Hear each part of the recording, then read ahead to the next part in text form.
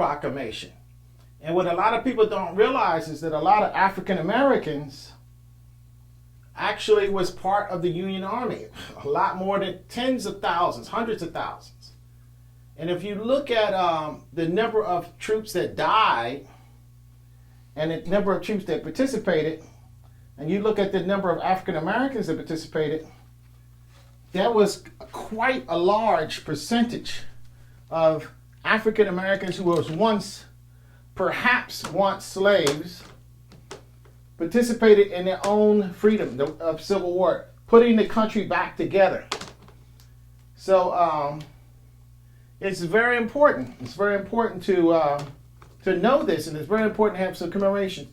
So these drawings were done when Lincoln actually, just before Lee surrendered in Virginia, Lincoln went to see Jefferson Davis, who's the president of the Confederacy. And of course, he didn't want to see Lincoln, and he fled. He fled town.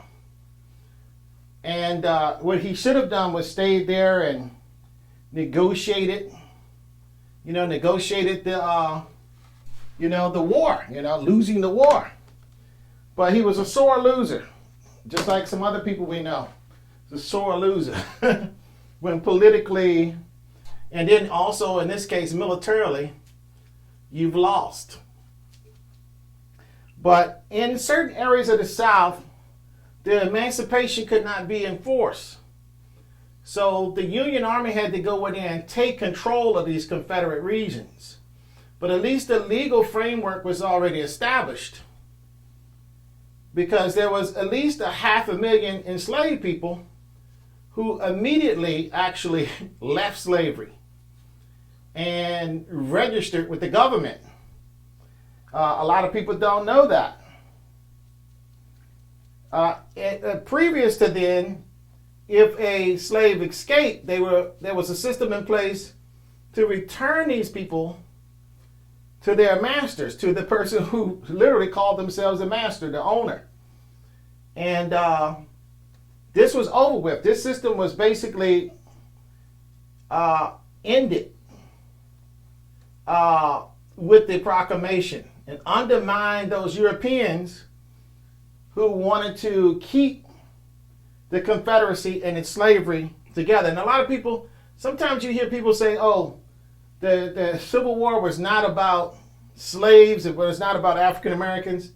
The Civil War was everything about African Americans. The Civil War was everything about slavery. It was about nothing else but that. And anybody who says otherwise is lying, because there was so much political things that had to get done. There was a whole war that was fought. People died for this particular exact reason. I mean, nobody's going to die for nothing. I mean, it wasn't about money. Everybody was making money before. They were not arguing over money. They didn't succeed the Union based on money. It was about power. It was about control of the country. And slavery was very lucrative. So in that sense, it was about money, because slavery was extremely lucrative. Just think about it. How many businesses could you start if you had free labor? I mean, if you just put people out there and said, work for me, do whatever it is I need, and then bring the money back to me. I mean, you would be a very, very wealthy person. And so here's a person could be poor in Europe, come here and and you can literally claim somebody who was free. If they were African, of African descent, or something that was non-European, you could say, okay, prove to me you're not, that you're free. And you could be, and I have documents, even in my family, because my family's from Virginia, of people who were freed people, freed African American / Native American people, and they were pressed into slavery, even though their parents were free and they were free. They just happened to be found in the wrong place at the wrong time, and they were turned into a shoemaker until they ran away. So this kind of stuff happened rather often, where a certain person, just by their identity as a European, was kind of guaranteed success in this country. especially in the South. And people say, well, I didn't own slaves, but what happened is you benefited from slavery because there were so many jobs. You know, the foreman, the person who was the foreman on the job, I mean, he didn't own the slaves, but he sure managed the slaves for the person who was the master. The master very rarely came outdoors to deal with the slaves directly. Very rarely. He often hired somebody who was European, who did all of the field management of the African Americans who were enslaved. And these people were the ones who basically had the communication. They had a lot of control in terms of what happened. You know, these are oftentimes not just the master, but it was actually these guys who was doing a lot of the raping, you know. However, this particular painting itself is about, to see, the African Americans were waiting a long time. They had heard on one side, from the Union side, from President Lincoln's side, that they would be freed. But there was a lot of propaganda going on by the Confederate side saying, oh, this is just a political stunt. You know, you've always been slaves. Your people have always been slaves. You're not going to be free. Don't risk your life trying to escape. Don't risk your life trying to hope. And don't get your hopes built up thinking that you're going to get something out of this in terms of freedom, when what's going to really happen with you is that you're going to still be a slave. You're going to be disappointed. And there's just no need of getting yourself bent out of shape. So this was a lot of propaganda going on in the South. And this is documented. Even though it was illegal for a lot of African Americans who at that time were called Negroes or all kinds of weird names describing them, and I don't really want to go into all of those. But a lot of them didn't even believe it was true unless they heard it from Lincoln's own lips.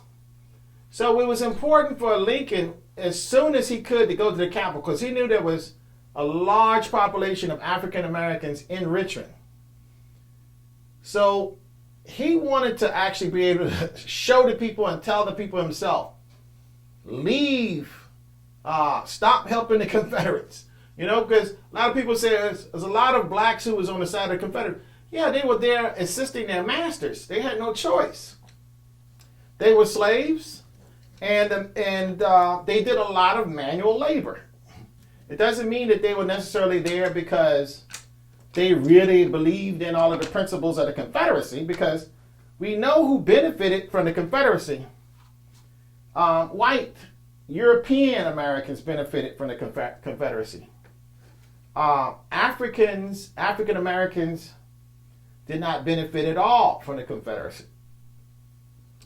But when the president also wanted to see some of the atrocities that was going on, even with the white troops, where the Confederate soldiers was treating the Union soldiers kind of like the Jews were treated in Europe. Very, very starvation things, beating them, torturing them. They were very, very terrible and despicable people. They were not necessarily pleasant towards their enemy, the Confederacy, at all.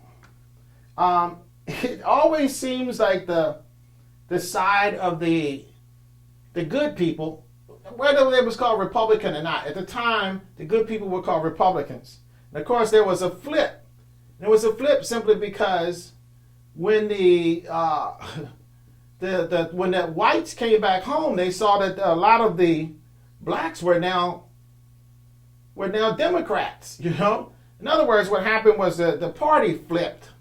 But if you look at geography, and if you look at the people who own slaves, they have always been the buttholes. They have always been the one who is going to be kind of brutish and kind of mean-spirited towards others, you know? And they always are the ones that want to maintain power and control, you know, to make money.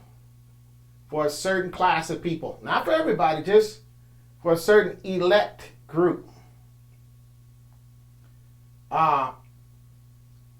So Lincoln was on the side of not just the African American slaves, but poor whites as well. There were poor whites that didn't feel like they had a chance. Also, they felt like, this is not something for them. This is a situation that's set up for a certain class of people. I mean, you had that in Europe. A lot of Europeans left Europe because there was a certain class of people that was dominating, and they would pass that wealth down from generation to generation. And what happened is those same people that were oppressed in Europe came here and set up the very same caste system in the United States. So, so it's like people don't learn from history. They don't become holier because their ancestors suffered necessarily. What happens is when people grab power, they kind of start forgetting about the less fortunate. They start not caring about people that's less fortunate. Even though their ancestors might have been less fortunate, they aren't at the time, so they really don't care. So what Lincoln wanted to do, he also wanted to set up a correspondence with the ex-Confederates, civilians.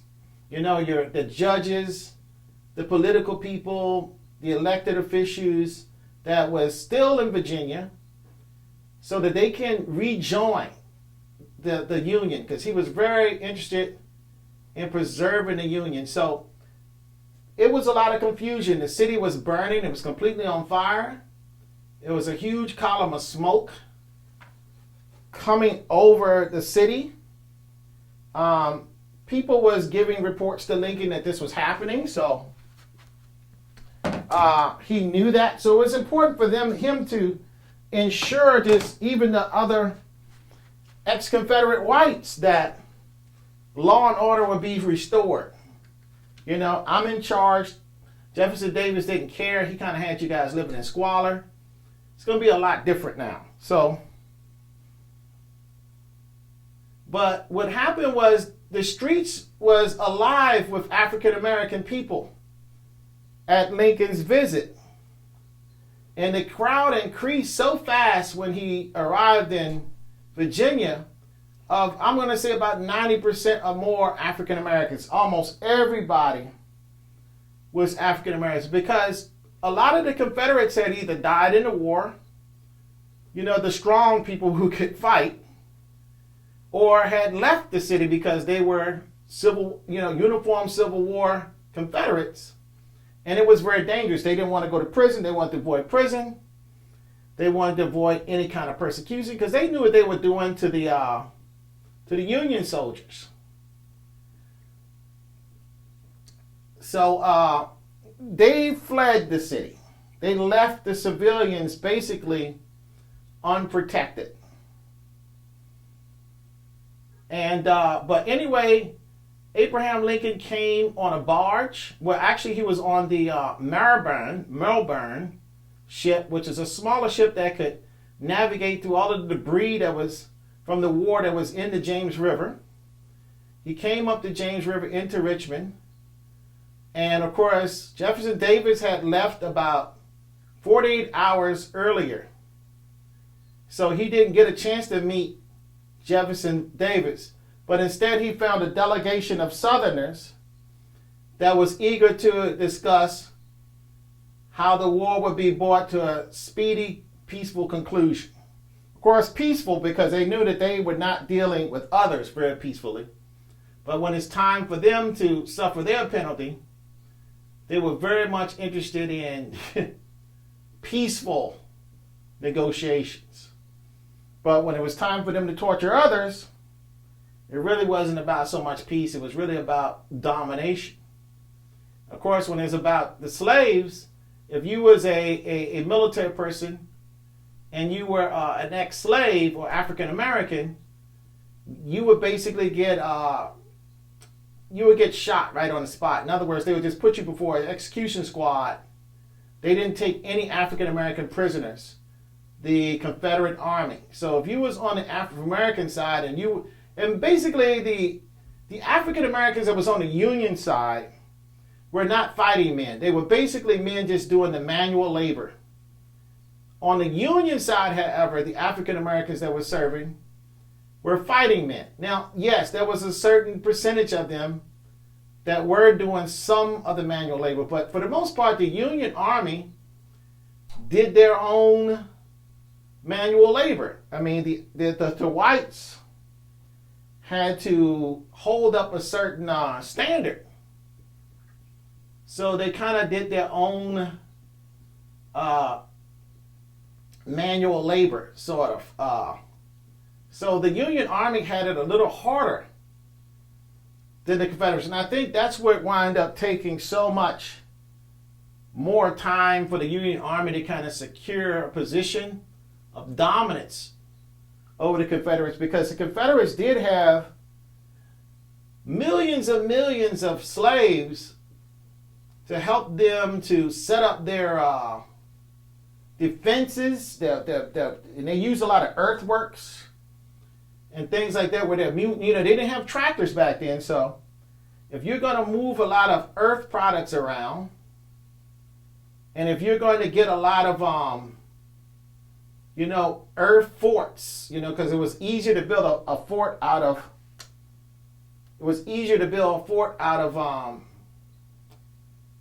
dirt and sand than it was to build a fort out of wood or stone. It just took a lot more time and a lot more work.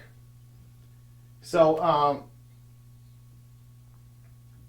a lot of those earthworks that you see, there was earth forts. If you ever come down to the South, especially Virginia, they have places that are still, I mean, for where I'm living right now, there's a road called Mountain Road.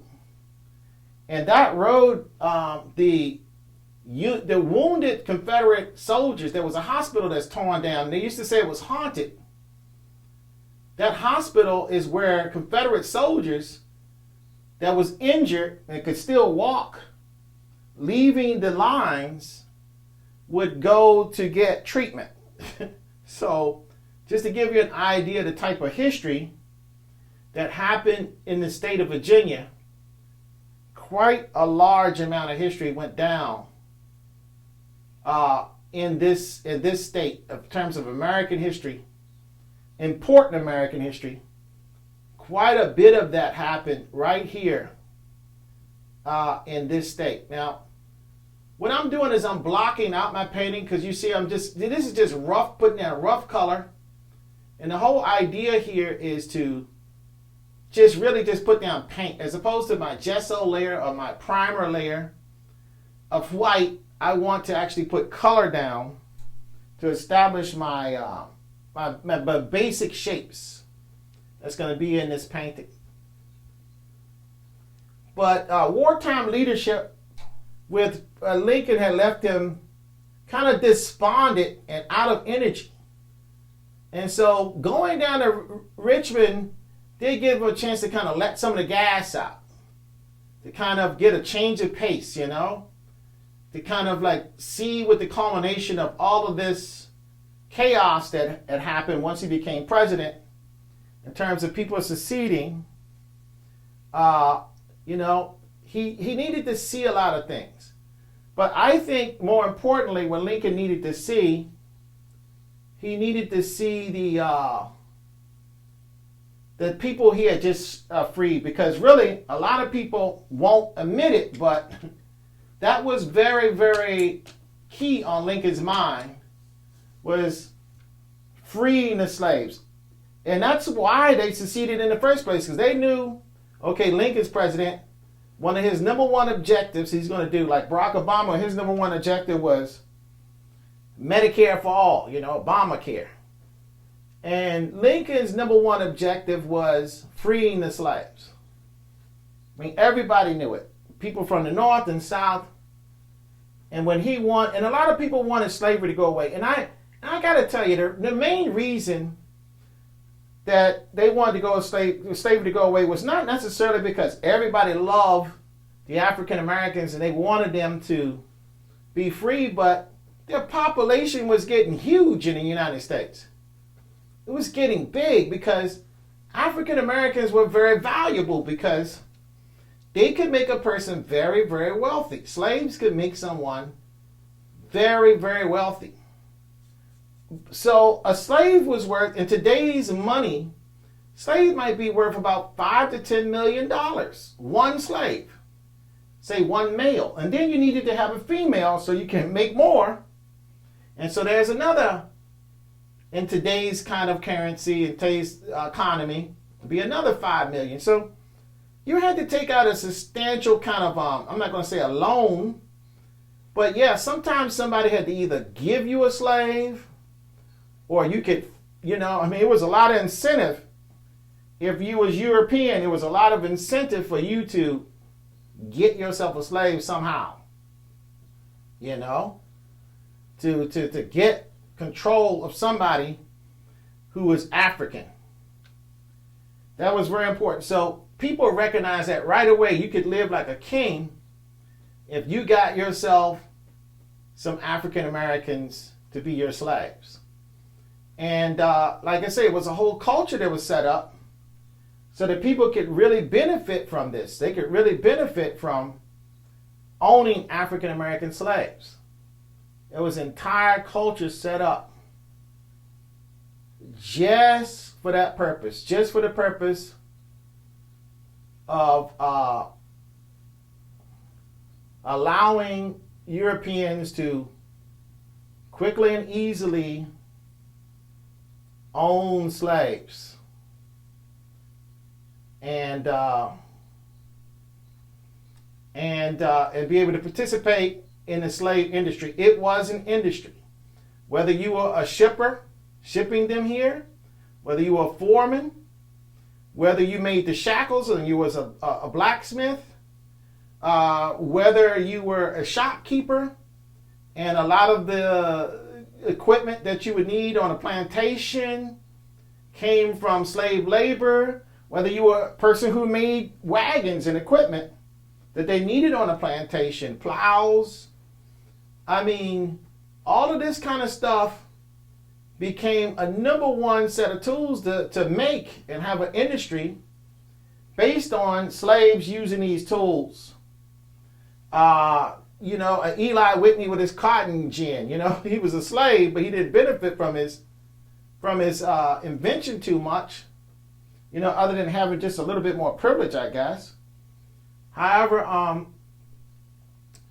a lot of commerce, a lot of things, a lot of other industries were prospering. And even in the North, they would get the cotton, they would get the raw goods, they would get the lumber, they would get the food products, any product that could be raised on a plantation by slaves, which was numerous, tobacco. They would get these products and they would, and what they would do is process them to be sold in Europe. They would put them on ships. And for example, they wanted to import tea with the Boston Tea Party. This is during the Revolutionary War. So you could see that there was goods coming out of the United States that basically, these goods coming out of the United States helped finance goods that was being grown in India and other places all over the world. So this is a world scope economy. A world scope economy. Slavery was based on it wasn't just people in this country. There was dukes and earls and people like this in Europe who was making a ton of money. Just a ton of money on slavery. I mean, so they did not want, a lot of people did not want to give up the slaves. And a lot of people also don't understand that during that time, there were more in the South. The African Americans was 10 to 1. So for every one European person, there was 10 African people in the South. That's how it was. And so you had a huge amount of people, and that's why they had to be so brutal with their slavery to keep these people down, because the numbers was starting to get astronomical. And then just think about it, with the Mexicans coming into the country, you know, and they became a certain percentage of the country. The same thing was happening back then, except for they were escaping to the north.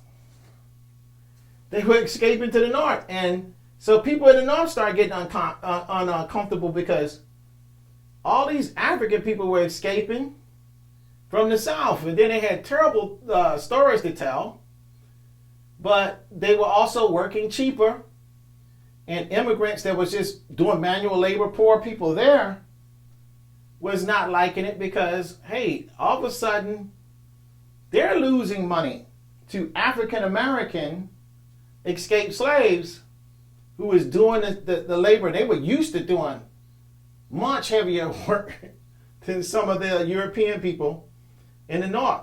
So the population started changing, not just in the south, but the population also started changing in the north.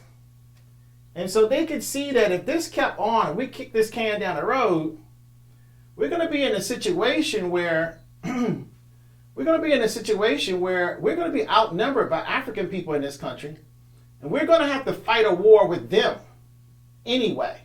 So Southerners were in fear of whites. And this is another reason that George Washington did the Emancipation Proclamation, because all those slaves all of a sudden can become soldiers, and they don't have to penetrate the lines like the Union people. They're already there. They're already there. All they have to do is pick up a plow, just like Nat Turner, and pick up a spade or pick up a shovel and start fighting. That's all they really had to do. So that became something very, very scary for the average Southerner. And because blacks were becoming aware that, hey, you know what? We can start fighting back, and it's illegal for them to fight us. It's illegal for them now to kill us. You know, at first they didn't want to kill us because they would torture us. They would make examples of us because they didn't want to lose one of us, because a lot of money, they would lose a lot of money by killing a black.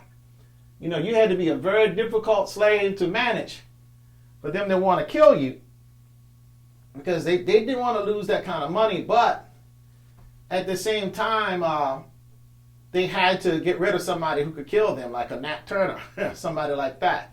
And once the slave decided he was going to do whatever he needed to do for his freedom, he became a very dangerous person to them. So Lincoln knew that. That's probably some of the reason that Lincoln wanted to free the slaves, because he wanted to put pressure.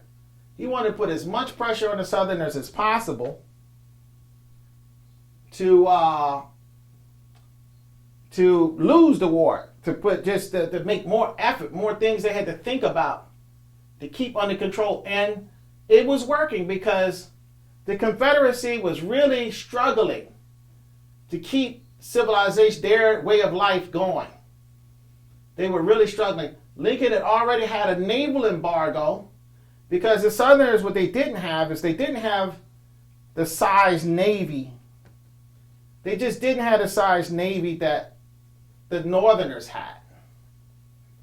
And it was very difficult for them, and it was possible for Lincoln to secure the East Coast, to secure the Gulf of Mexico, and really it was too far, it was too cumbersome to get on the West Coast, the Pacific Coast. So he didn't really have to worry about that, because at that time you didn't have the railroads built up enough to really, for the West Coast to be, didn't need a real big embargo there, a blockade there to get that going. But what you had was, you did have a situation where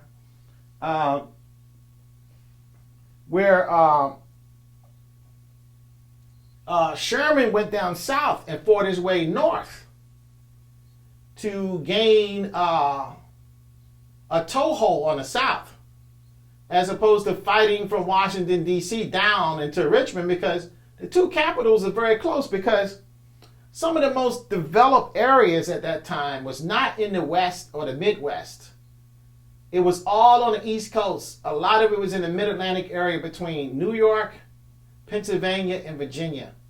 That's where most of your country was. And there was some people up in Connecticut. There was some people up in Maine. But the lion's share of the shakers and movers at that time were in that Mid-Atlantic to northeastern area of the country. And of course, on the U.S.S. Malvern, that's the ship that Lincoln took, where General Godfrey Weitzel took. Well, he was actually evacuating the city. Well, they had to fill that vacuum. So the Union Army was busy trying to fill the vacuum that the Federals were creating, because they were retreating out of the city very, very quickly. And even before, Lincoln was very brave, because even before they had surrendered, he didn't even know how the scene was. He really wanted to get down there and assess the situation. I think also he wanted to make sure that there was no large massacres of African Americans for his sake as well, because, you're talking about some pretty vindictive individuals here. And I think he just wanted to have some control over that. He wanted to see and micromanage that hands-on. But I think most importantly, what Lincoln wanted was to interact with the newly freed African Americans. I really do think that was a lot of his main motivation was to do just that, was to interact with them. I don't think he was telling his generals that. I don't think he was communicating that so much with his generals. But I think in his own head. Now, if he would have lived, because you remember, a week or so later after this, he was assassinated. So we don't know what. We can only conject what he's thinking. Historians can only conject. But just from his actions, from my point of view as a Richmonder, knowing the people here, and as this is part of my actual history, it's where I live, and it's probably some of my ancestors were probably there. Some of these people that's greeting Lincoln right now could have been some of my ancestors. Could very well have been them. Because a lot of the names that was mentioned in the documents by the generals, Browns, well, there's a family, one of my family names on my mother's side is Brown. Johnson, well, I grew up with some people, with some very close families of people named Johnson. But as far as I know, their people have been in Richmond for a long, long time, since probably beginning of the country, or when they were, and Smith, my sister, my brother-in-law, his family's name is Smith. So these were names that was named by people who were witness of the Richmond African Americans that wound up greeting Lincoln during his visit. So now my direct name was not mentioned, but my family's from Petersburg, where a lot of the African American Union Army settled right after the Civil War, because that's where they were stationed. There was tens of thousands of them. It was a small little town. Richmond was still kind of basically owned by aristocratic whites. Richmond was burnt up and it was in ash. And so the city of Petersburg south of there was still intact. And it was the next biggest city going up Route 1. You know, Route 1 goes all the way from Maine to Florida, all the way to the tip of Miami almost. So Route 1 is, Petersburg is right on the Route 1. So that was the main way that you would get supplies to what was the colonies, and when they were growing. I don't know if they were 50 states by this point or not. But for where most of the business was going down, and there's a lot of product that was coming from the south to the north that was going right up Route 1. There was no interstates at this time. The interstates happened through the 1960s. There was U.S. routes that was controlled basically by the particular state. But Route 1 was commissioned by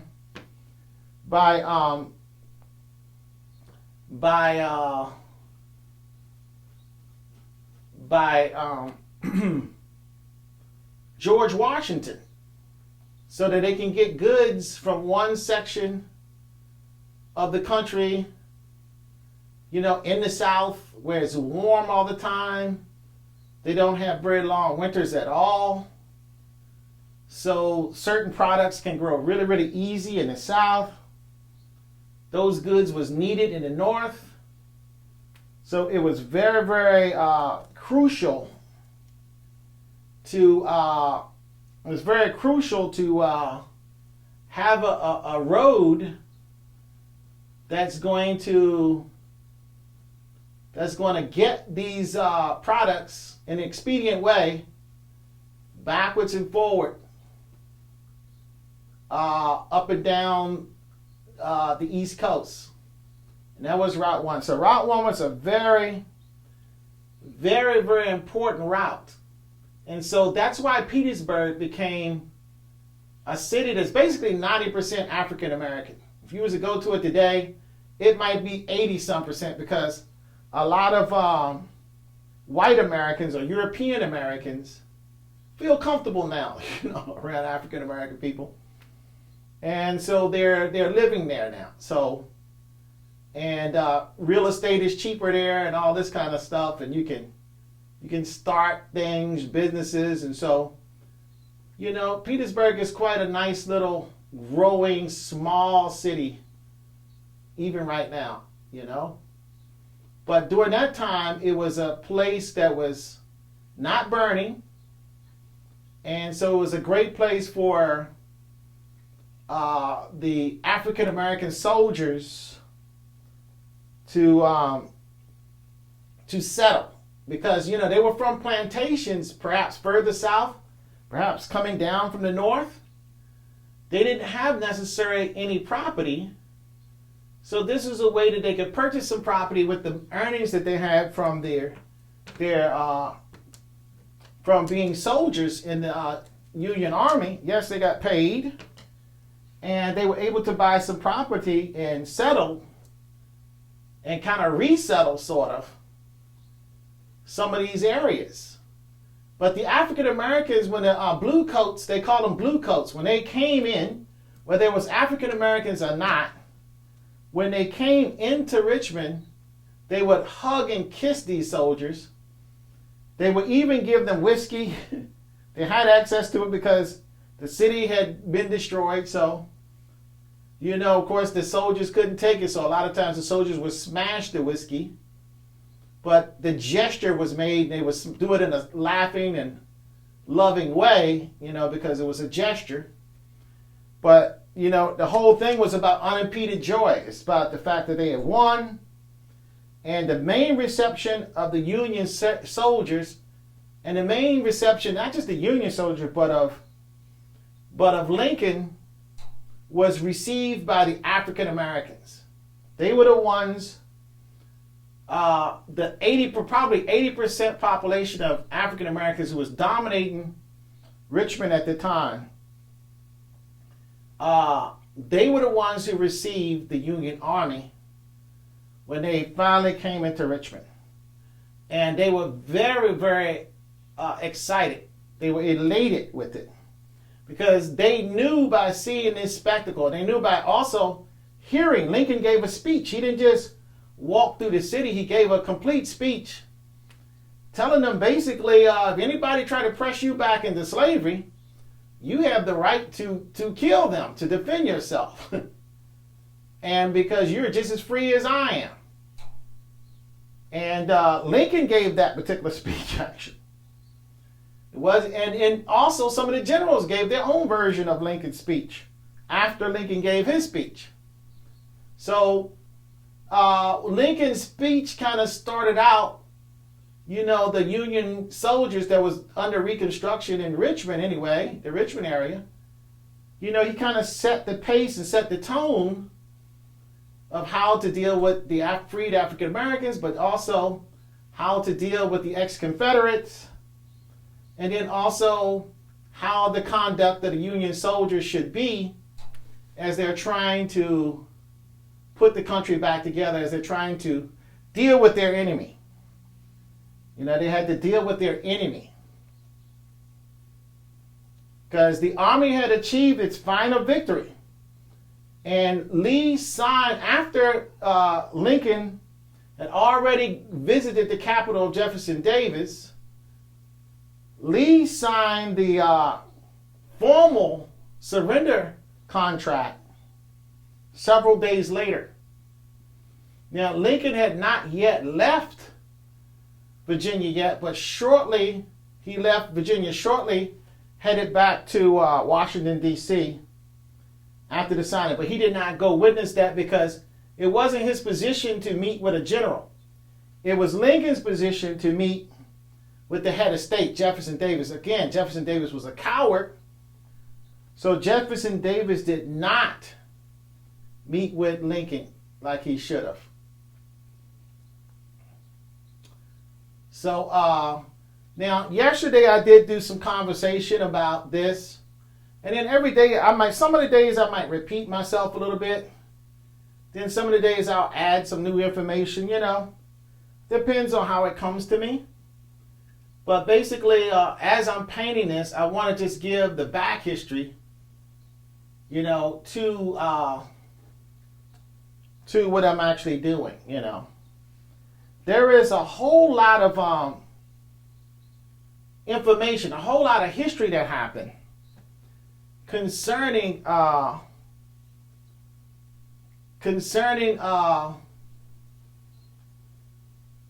Lincoln, Abraham Lincoln. Matter of fact, the slaves called him in an endeared term, Father Abraham, making references to Abraham in the Bible. That this is their president. He's not the other founding fathers. Abraham Lincoln is our president. As a matter of fact, some of the slaves on this very day, when Lincoln was walking to Richmond, and said, look, this is my president. From here on, this is the only president that's mine. He's the only one that cared to free us. He's the only one that cared to come down here and see me, you know, and talk to me like a human being and to care about my situation. And then some of the African American slaves even compared Lincoln to Jesus.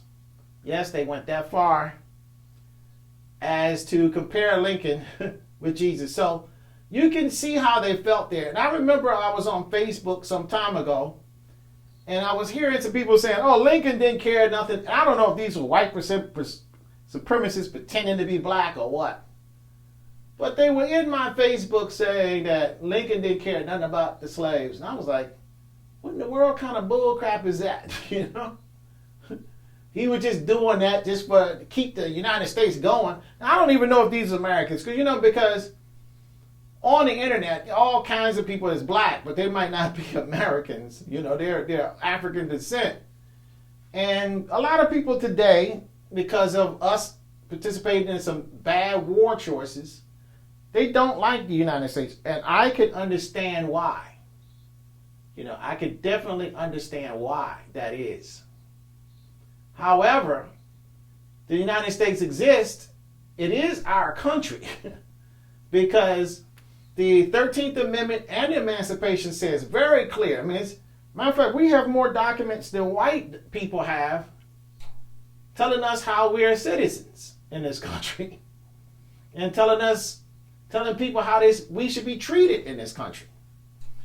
I think a lot of times you have to know yourself how you are empowered before you can make other people honor that. If you don't know how you have authority, how can you exercise the authority that you don't even know you have? So, and I think that's the case. And it's easy to happen if you're poor or if you're from an area that's not wealthy, and you happen to be born in a less than wealthy environment, and your people struggled, and you struggled, and you feel like nobody cares because the city that you live in, the officials behave in such a way that they really don't care. But those are local people. That's why I say people get involved in your local government. And by the way, the mayor of Baltimore, I believe, is a young, 20-year-old, or he's young 30s, African-American man with a huge afro. I mean, unapologetic kind of afro, man. I just saw that on Facebook today when I was sharing that. That's shared on my page, by the way. So, you have to know how to claim what it is you can claim. That's a job right there, being a mayor. So if you're broke, you want a job, run for office, you can see Mitch McConnell, all those guys they're dumb as a lock. They're dumb as a lock. And you can see the stupid things. Ted Cruz, I mean, these guys don't understand how anything works. If they do, they're doing stupid stuff on purpose. But you don't have to have any brains to run for political office, clearly. You don't have to know a lot. It's a popularity contest. If you got a lot of Hispanic people in your area, for example, in terms of like Rubio and the other guy, the governor of Florida, and Ted Cruz, and they're dumb enough to vote for you, just like we had Marion Barry. He was doing bad stuff, misrepresenting us, and running for office, and we kept voting for him. But that happens all over the place, even in Kentucky, with people like Mitch McConnell. They vote for people that they see themselves in that person. And that's what everybody wants. I think everybody in the country wants to get their own representation. That's why a lot of people say we have to separate. I don't think African Americans got to separate. I think this country is built by African Americans. I think at this point the country is for African Americans, as well as it's for anybody else actually in this country. But we have to be the ones who recognize it is. And then after recognizing that this country is built for us, we have to move in that. We have to actually say, okay, I'm going to get everything that's due for me out of this country. Everything that I can get, that this country says I can obtain, I'm going to attain it. A lot of immigrants come to this country with that very idea and succeed. So there's no reason that people that have been here for generations, your ancestors have been here, your ancestors built this, there is no reason that you cannot achieve. You kind of compromise yourself early in your life. Well, there's always new beginnings, isn't it? There's always new beginnings where you can always restart your life from a certain place on, and then move forward. United you stand, divided you fall. So the more people you have with you, because some people saying, well, we don't want certain people in the Black Lives Matter movement. This is a black movement. Well, if you're only 14% of the population, they say, I believe it's more blacks, I think, we're just not documented right. We don't do censuses. However, if you just say you're 14 to 17% of the country, you don't have enough people to sway the entire country necessarily. A lot of this is through influence. A lot of this is through working with other groups as well. Just like, for example, right now in Georgia, African American people are saving the political yearnings of some people who are not African American. Say, for example, more progressive-minded European Americans and others.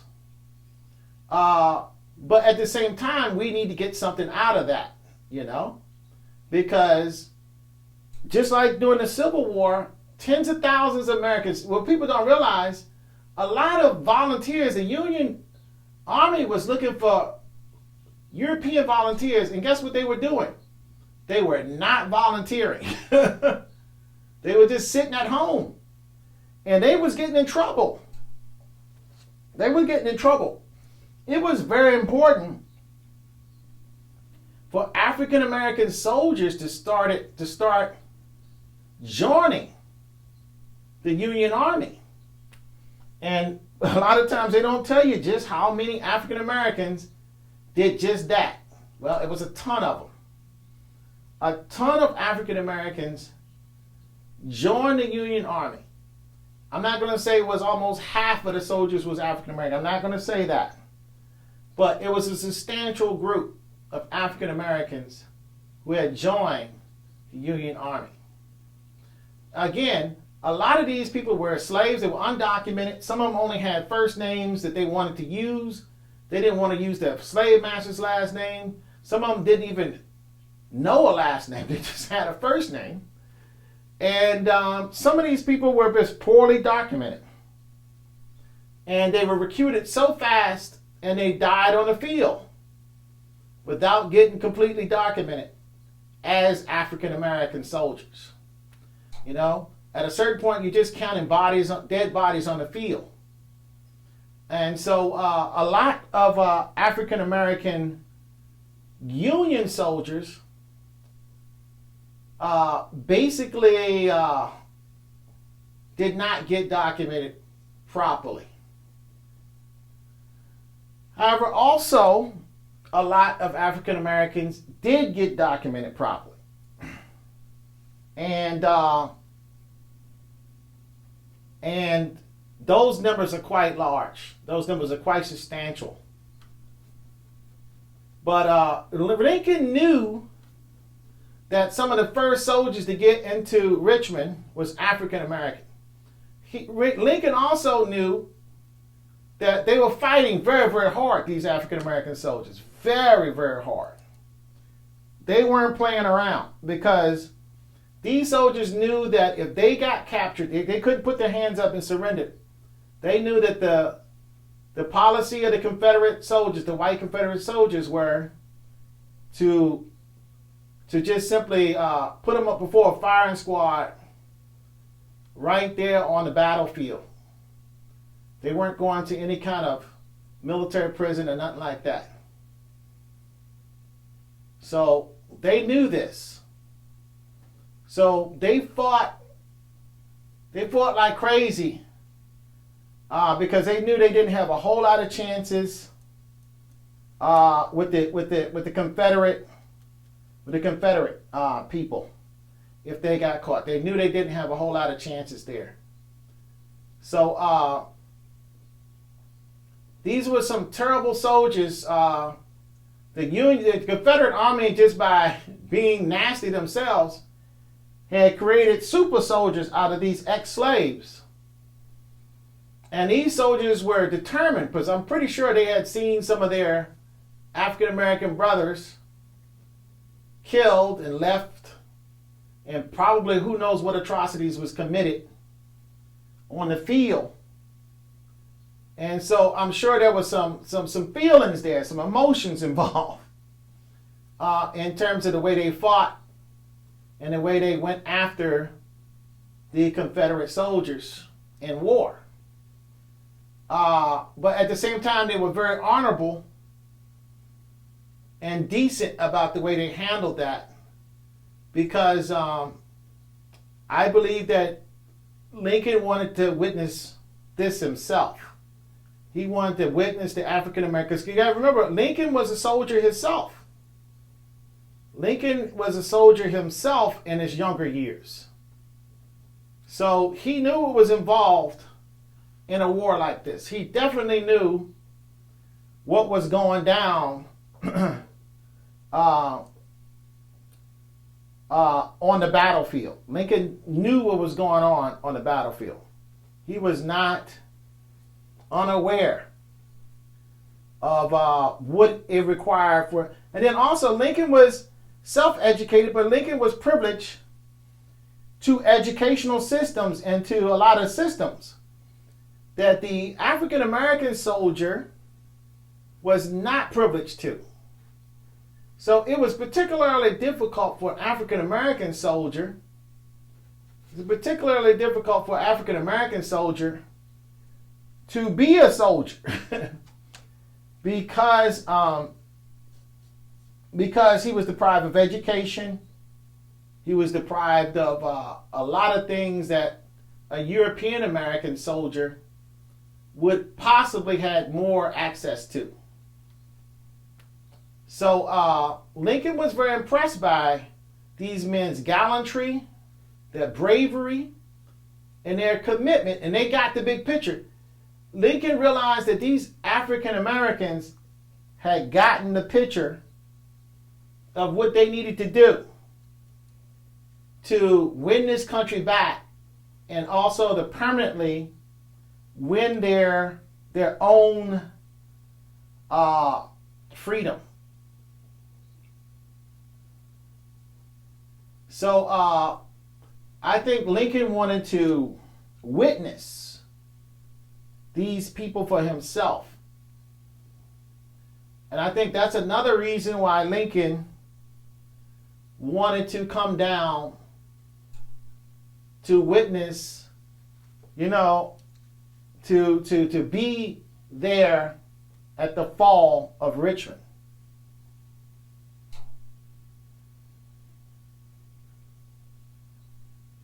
And of course, when Lincoln was coming up the James River, the Admiralty wanted to fire some type of salute, because it's their leader. It's a great man that's coming. They're victorious in battle. And now our leader is coming to discuss the terms of surrender with the enemy. But, there was nobody in Richmond. When they got to Richmond, Richmond was basically abandoned. There was nobody on the streets too much to talk about. And,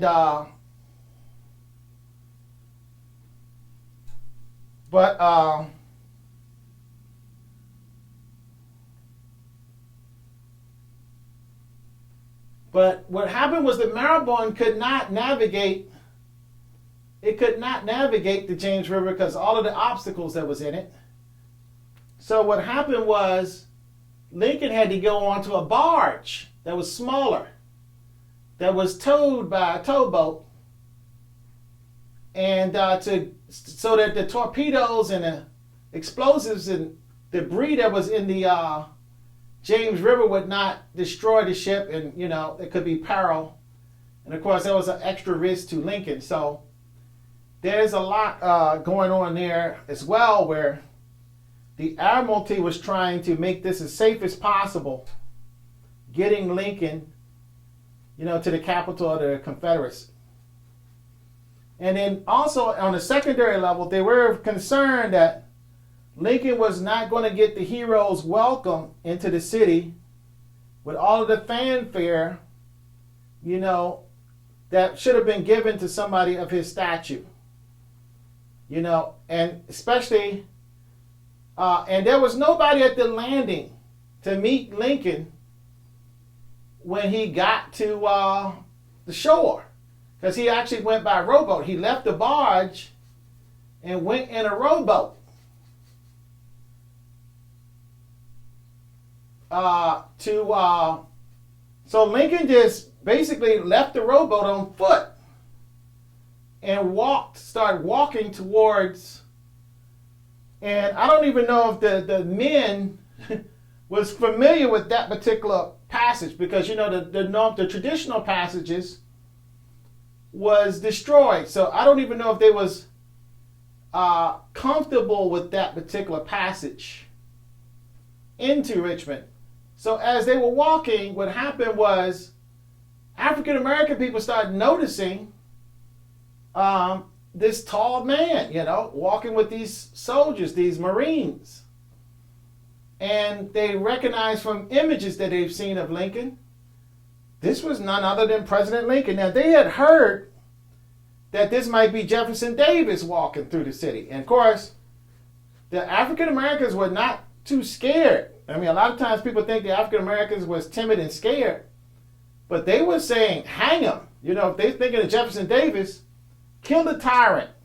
You got to remember, there was people in Richmond that did not like the idea that these people that came from further south from another state and just basically took over their city.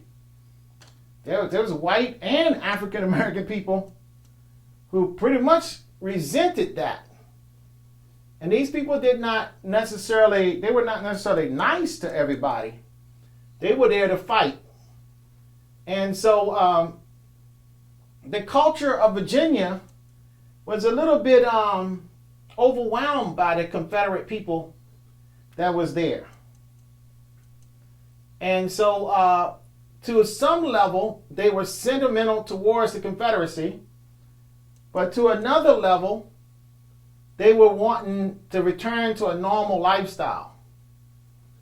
So, and to another level, there was just some European Americans that were Virginians that were always on the side of the Union. They never wanted to secede, and they was glad that the side that they were going for actually won. So yes, you did have that as well. And they were saying, thinking it was Jefferson Davis, they were saying when they saw the man walking, they were saying, hang him, show him no quarter. Now you would think that these were white people saying this. These were African Americans saying this. So the slave was not so timid at that time. And maybe before, I don't know. I don't know if they were, but there was definitely a culture, a way of thinking. And they was thinking to hang Jefferson Davis. But when they saw it was Lincoln as the leader that was walking toward the Capitol, they began to be overjoyed. They began to sing up praise. They began to be exclamated, they began to be very excited and shouting louder and louder. And some of the whites was thinking that the noise was so loud, there was literally the praises was reaching heaven. Some of the witnesses, white witnesses, witnessed this. This was the praises of the African Americans. That's how it sounded to them from the praises of the African American. And they said, how did so many African Americans find out that Lincoln was coming? Because we didn't tell anybody. So they thought they had some type of underground communication, a telegraph. Telegraph was the technology at the time. They thought that the blacks had some type of underground telegraph system where they actually could foresee or got information that a lot of the whites didn't get. But so you had quite a bit. You had quite a bit of people just showing up from out of nowhere, and perhaps the people just never had seen dense populations. From the north, and they never seen dense populations of blacks before. Perhaps I don't know what it was, but they were very, very surprised at how such a dense, thick, overwhelming crowd of African Americans just showed up. Now, if you was to look at the people who is talking about this in history, they call the blacks colored. They call them darkies. They call them Negroes. They even call them black even. So, but that was just the way they talked. You really have to see and read a little further to see exactly what those people's testimony was, whether or not they were for, they were all mostly positive about the way the African Americans received Lincoln.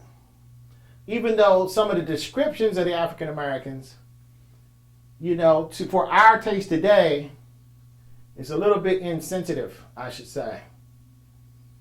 I'm not going to say offensive, but, to refer to people as darkies and colored people and things like that, that's not the best way. And there's a couple of even the Union generals was referring to some of the blacks this way, because I believe that was just the way they spoke at the time. Everybody, So it was a culture that needed to change, and it did change.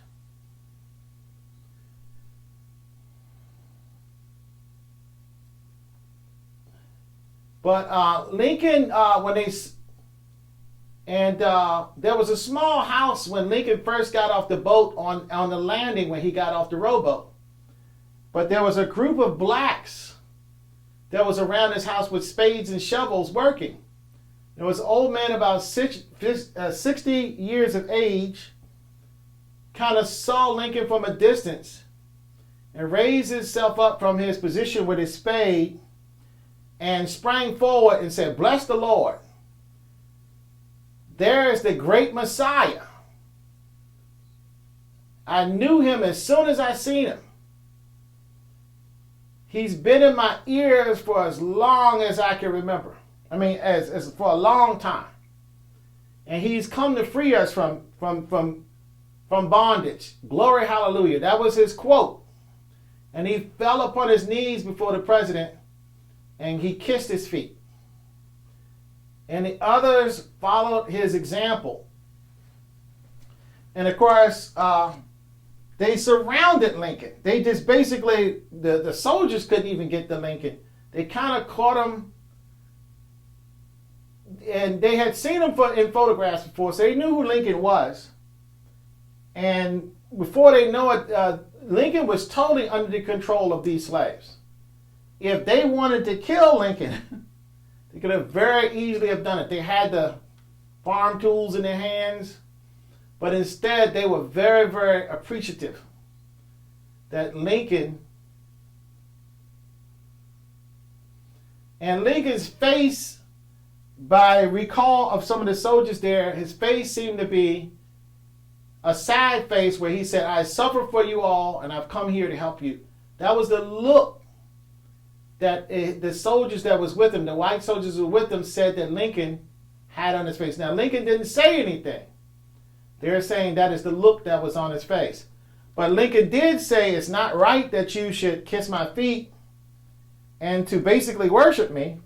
That is for God only. And I'm just but God's humble instrument. But you can rest for sure, just as long as I live, that no one shall put a shackle on your limbs, and you should have all the rights that God has given every other free citizen in this republic." And that was a direct quote from Lincoln. And the white soldiers that was with him said that Lincoln looked up to the sky in a divine look. That even though he wasn't the most handsome man, he seemed the personification of manly beauty and angelic grace as he looked out on the faces of what this particular soldier said, these ignorant blacks. And he really seemed of another world.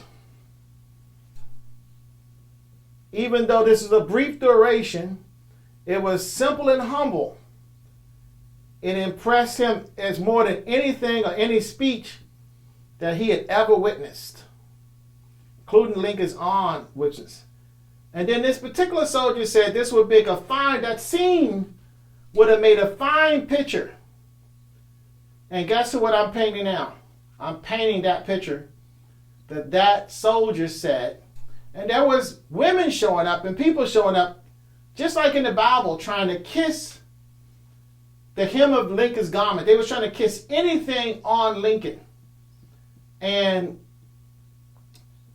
he said also, if a picture was made, there should be a shackle that's broken with Lincoln in the scene and the reception of the slaves as he walked through this area. And that's exactly what I'm painting. When I saw that, I said, okay, this is the best situation for me to, this is a great inspiration, because I do tend to like somewhat historic paintings. I do like somewhat historic, or making images that actually from events that actually happen. I actually like that because I kind of see myself as somebody who can look back in time and grab the image and like I was there, and grab the image and then visualize that image into a painting. That's kind of how I see myself. So Lincoln really didn't want to leave. He wanted to stay there with the slaves, but his the soldiers that was with him said, look, we have business, state business to take care of. And so we need to go, and he told the slaves, let Lincoln go, because we got to go and take care of some state business. Lincoln almost didn't even want to leave, but he had to be, and the slaves said, we don't mean any disrespect to Master Lincoln. We mean all love and gratitude. That was his direct words. And then joining hands together in a ring. They got in a ring and sang the following hymn. And by this point, thousands of people had showed up. Oh, all ye people, clap your hands, and with triumphant voices sing.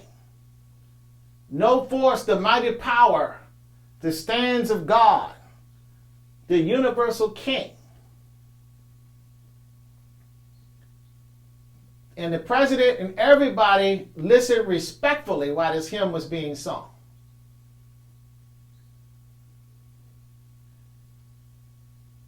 And since they had first landed, as far as the eye could reach from that moment after that song was done, during the time with all that transpired, there was nothing there. And all of a sudden, it's covered with only black people. You could see nothing but blacks. You didn't see any whites. They said they seemed to spring from the earth. They came tumbling and shouting from over the hills and from the water side, where no one was seen before when they had passed. And the crowd started to get oppressive because they were so happy to see Lincoln. So then all of a sudden the soldiers said, oh my gosh, this is getting out of control. So then all of a sudden they had to try to fix bayonets with their rifles because the crowd had started to crush them. But the crowd was so unconscious of what they were doing, because you ever been in a crowd, it has its own mind. It's not like the people can control it because there's just so many people pressing in.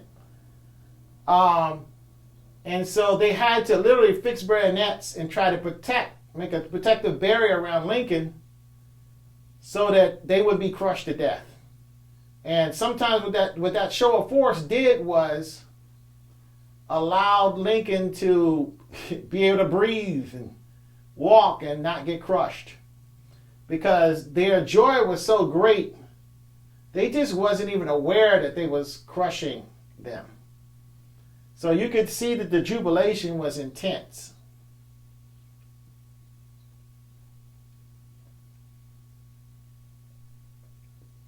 And you got to understand, the city was full of the wildest confusion because the army and the government had abandoned Richmond. And the Federals is what they were called. The Union Army was also called the Federals. They were also called the Bluecoats. And African Americans was hanging from the windows. They filled the streets. And essentially, the African Americans had taken over the city of Richmond. That's how dense the population was then. So again, throughout the whole South, African Americans was probably the most populated group in this country. Now, what happened was, you notice that with the Lusitania, the Titanic, they weren't getting people from Africa anymore. After the Civil War, 1865, they were trying to correct the population by making these great offers in Europe to bring more Europeans over. And the whole idea behind that was not so much, we want to give everybody a chance to prosper and come here for your freedom. No, they were afraid that this is going to be an African country. And they needed to, and it was a democracy, so they wanted to keep it a democracy. So in order to balance the population so they could keep the votes, because in the South, the blacks were getting all of the votes. It was very hard for a lot of whites, but that's why the KKK was formed, because it was very difficult for a lot of whites to get elected. They had to chase people out of the South. In addition to chasing people out of the South, what they had to also do was they had to bring from whites from Europe, so that the population, and this was not even just done by the South. This was done by the North too. So on the one hand, they wanted to free the slaves, but then on the other hand, they were quite aware of their own minority in this country. And they were quite aware that they may not have the ability to rule the country through democracy if there's so many African people in this country. Because they could literally run for president and win. If they knew what to do, if they had the education. The fortunate thing for most Europeans in this country during that time is they didn't understand how the political system worked. And then by the time some of them started understanding that, they were already bringing herds and herds of white people from Europe. So it was a big rush to do this. So when you see all these ships bringing white immigrants over, just understand that's because there was so many blacks that wanted to get the heck up out the South because of all of the terribleness of the South. And they were heading to the North, and they were outnumbering people who had normally was able to get elected. These were Northerners that was able to get elected. So you had two sides of this thing. You had one side where they wanted to free the slaves. Then, oh my God, after freeing the slaves, oh my gosh, these guys are getting elected, and they're getting elected and putting their own people in charge, and they're going to take over our political system. So, and Lincoln is dead by now. I mean, he's been assassinated. So it was very, very difficult to, we don't even know what the country would have been like if Lincoln would have lived.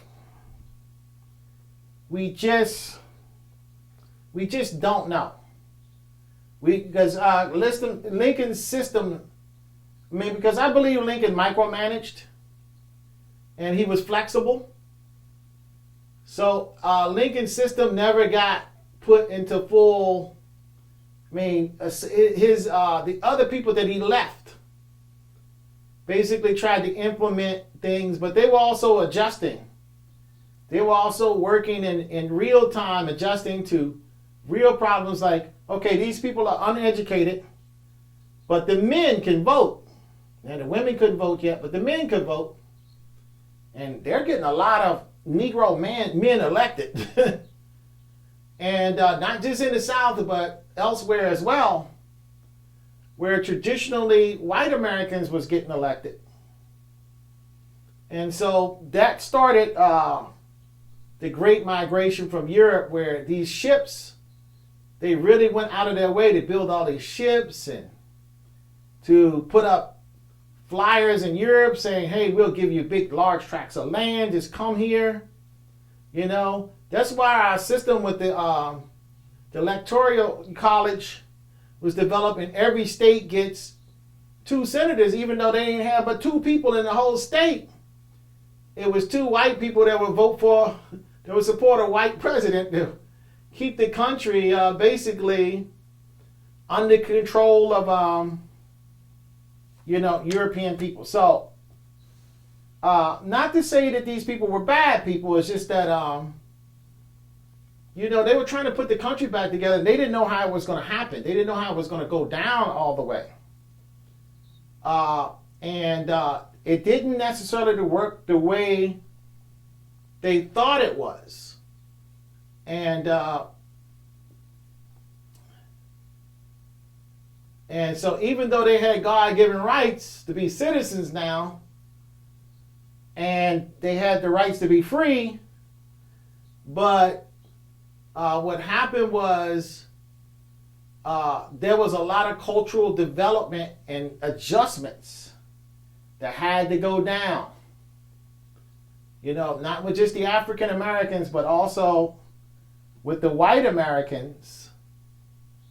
And okay, just how are you going to do all these wonderful things in life, liberty, and pursuit of happiness with the African Americans, like you say?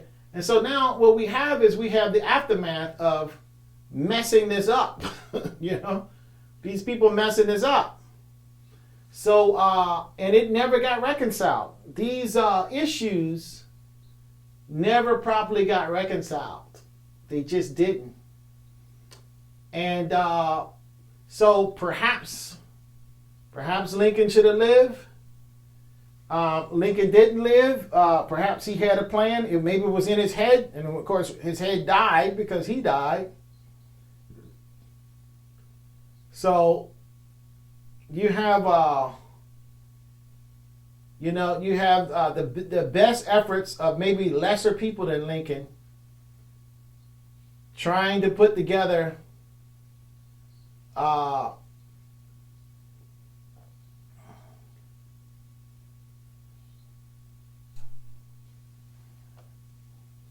but even though they had to fix the bayonets around the president to keep him from being crushed, they never suspected that these people were trying to hurt Lincoln. And as a matter of fact, they said that if any of the people partial toward the Confederacy would ever have come near Lincoln or looked like they was going to attack Lincoln, that crowd of African Americans was probably going to defend Lincoln. And they said they could never provide any better security than what these slaves had. Because if somebody was to try to kill him, that crowd would be all over him before they even got a chance to get close. So it was a situation where the scene was not dominated by Europeans, Americans at this point. This particular scene was dominated by actually the people who were formerly slaves.